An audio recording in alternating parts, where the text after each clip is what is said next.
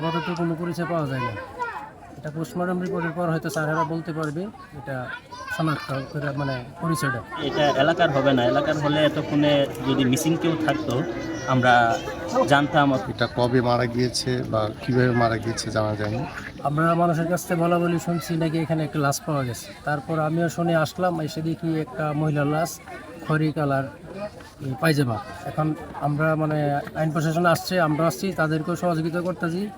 দেখা যাক স্যারেরা কী পদক্ষেপ নিয়ে এটা কি সুস্থ করতে পারে, সেই বিষয়ে আমরা তাদেরকে সহযোগিতা করতে চাই। আপাতত কোনো পরিচয় পাওয়া যায় না।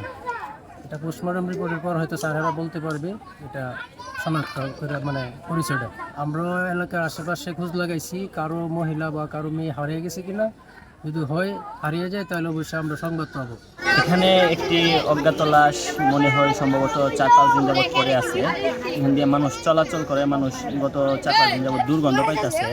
কিছুক্ষণ আগে দুপুরের দিকে আমাদের আমাদের এলাকারই একটি ছেলে যাইতেছিল, ওর নজরে আসে বিষয়টা। তারপর আমাদেরকে জানাইলে আমরা ভৈরব থানা পুলিশকে অবহিত করি বিষয়টি। তারপর থানা পুলিশ এখানে বিষয়টা দেখতেছে। আর বিষয়টা মনে হচ্ছে এটা এলাকার হবে না, এলাকার হলে এতক্ষণে যদি মিসিং কেউ থাকতো আমরা জানতাম, অথবা আমাদের এলাকাবাসী এতক্ষণে যারা মিসিং হইতো তাদের জন্য খোঁজ নিতে চলে আসতো। মনে হইতেছে এলাকার বাইরে আনুমানিক 4-5 দিন হবে। ম্যাজিক হার্বাল টুথপেস্ট দূর করে দুর্গন্ধ সৃষ্টিকারী দাঁতের সমস্যা।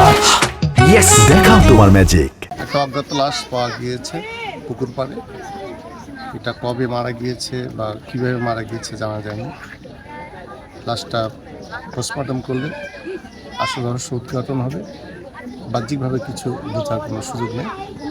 পোস্টমর্টমই এটার ফলাফল, সে অনুযায়ী আমরা লফুল অ্যাকশন নিতে পারবো। তারপরেও যেহেতু এখানে একটা লাশ পাওয়া গেছে, আমরা আইনানুগ যা ব্যবস্থা তাই নিয়ে পরবর্তীতে সম্পূর্ণ বিস্তারিত জানবো।